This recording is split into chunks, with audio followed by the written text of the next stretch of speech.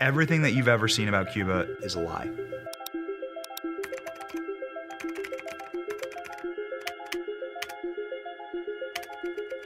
So when Benny first gave us the news that we're going, I think we all got excited.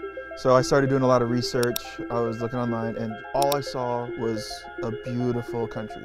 Very colorful photos with all the classic American cars. To know that this is a socialist country, the pieces didn't quite fit to me.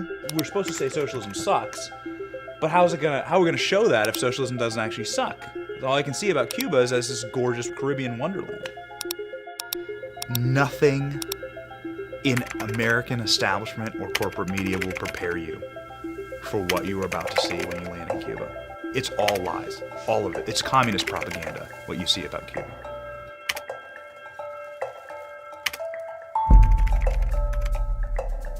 Once we got on the island, going through customs, once we got our bags, then like people came out because we were on the radar, and they go into the back and they're like, we have to take this back and examine it. They didn't like that there was a drone inside my suitcase. Yeah. And because they didn't like that, they took my passport for 7 hours.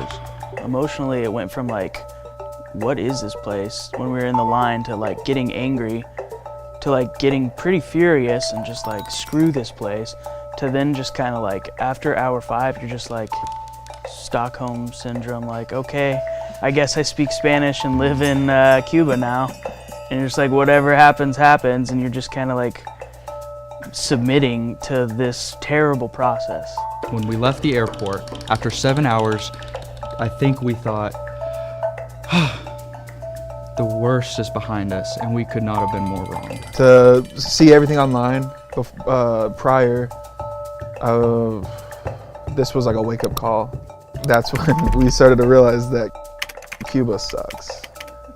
So let's do a list of things you can't get in Cuba. Like regular things that you can't get in Cuba. Water. Couldn't find water. Gas. Can't find gas. Chicken. Food. We can't find gas. There's no gas available. Every gas station we go to, shut down. Day 2 trying to get gas. We're in the biggest city in the country. We're in the most modern city in the country.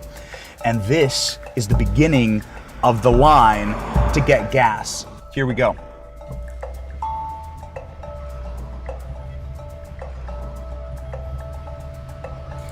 You'll notice people are sitting in their cars. These aren't parked cars. These are people that are sitting and waiting. It is probably 100 degrees outside. You have multiple people that are pushing their cars. Look, these people are pushing their vehicles because their vehicles are out of gas. This is a functioning line. These are not parked cars. These are human beings inside of their vehicles.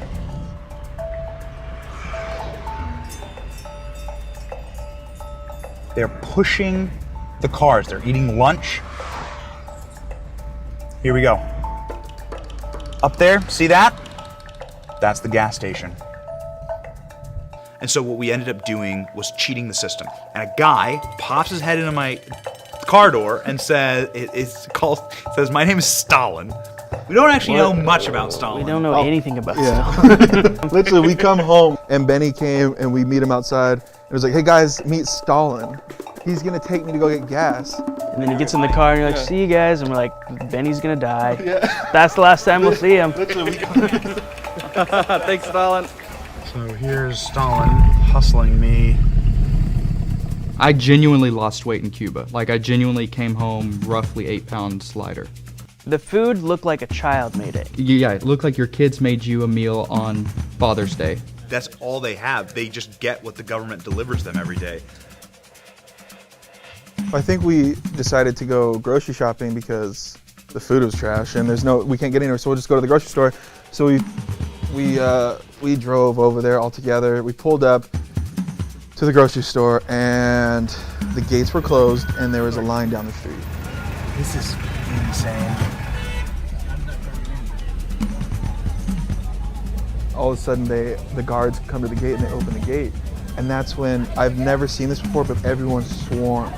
people started running. Even people that weren't in line, that were just like in the area, just start sprinting in there because this is their only chance to get their essentials and the necessities to feed their families.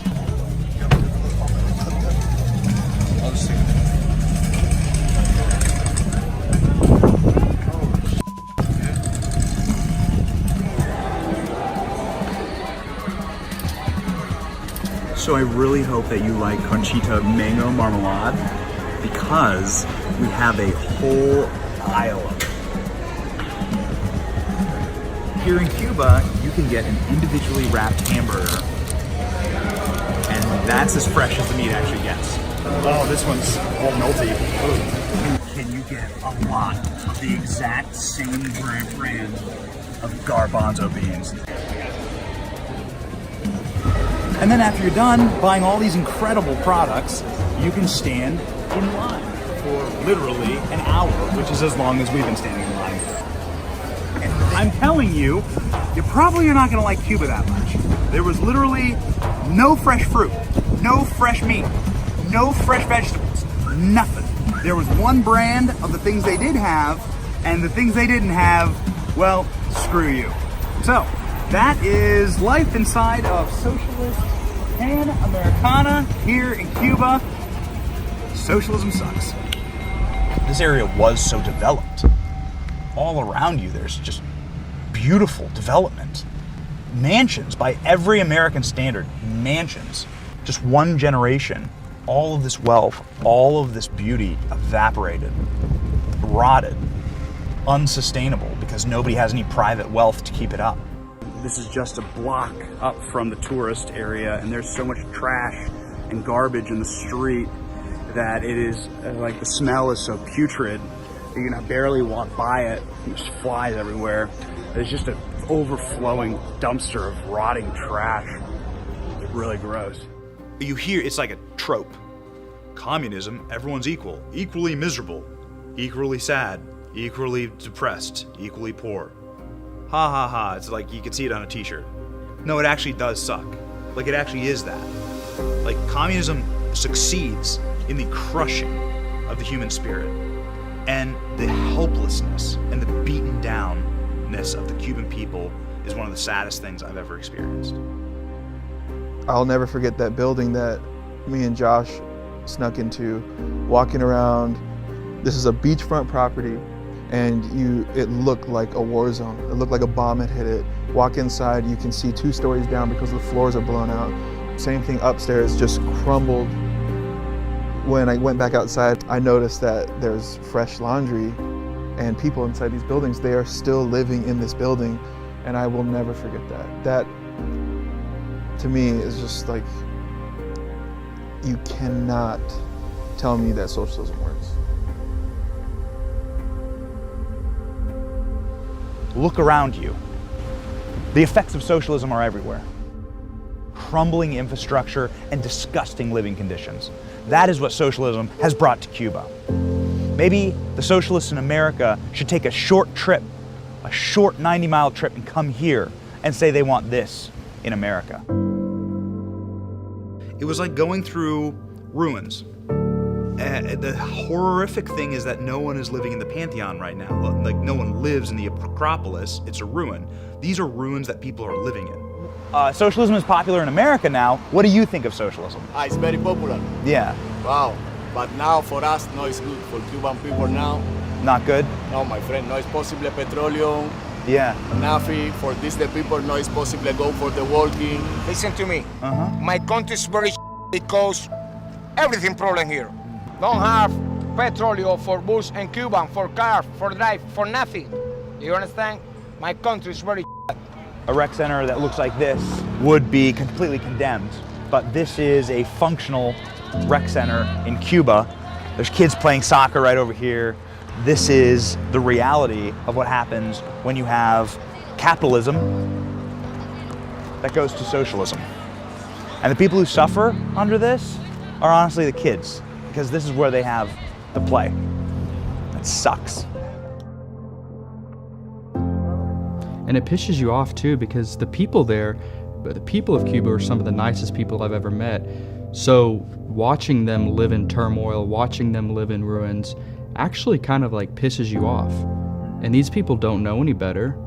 Their families have been there for generations, but it'll actually piss you off to see really great people, friendly people, welcoming, warm people subjugated to living in trash.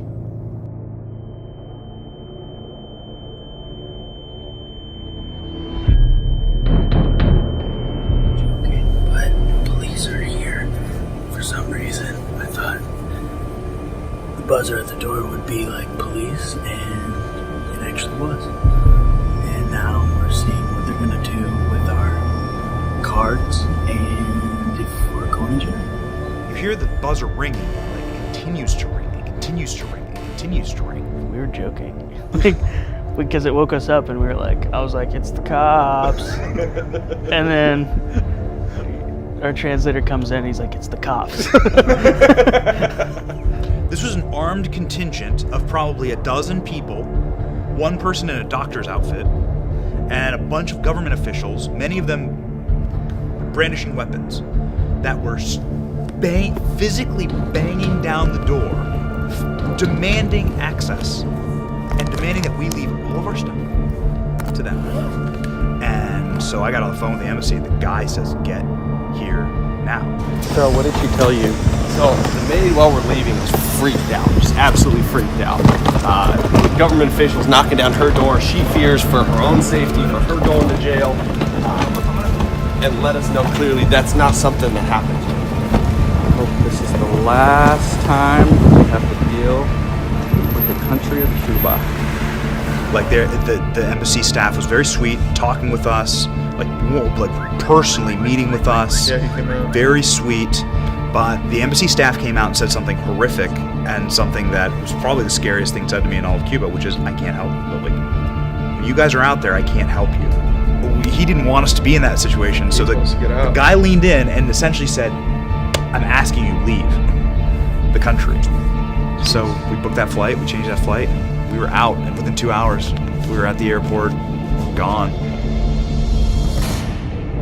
We are at the airport in Havana, leaving Havana a day early. That is how our Cuba trip ends, with some more awesome government.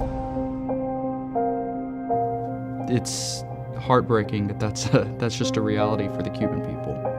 They don't know natural rights. Even more so heartbreaking is that there are Americans here that would have that governance brought here. I felt like that experience was the front lines of what communism really is. And it's not even, we didn't even see the worst of it, but just we had a fraction of that, and to see it firsthand and to realize that's what people are like wanting to bring to America.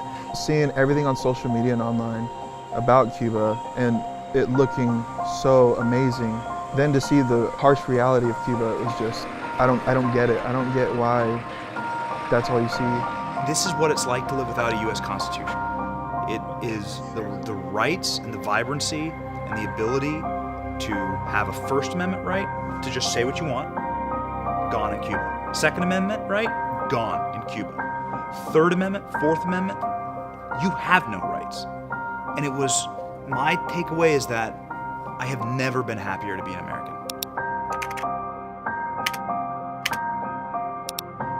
Everything that you have seen about Cuba is a lie.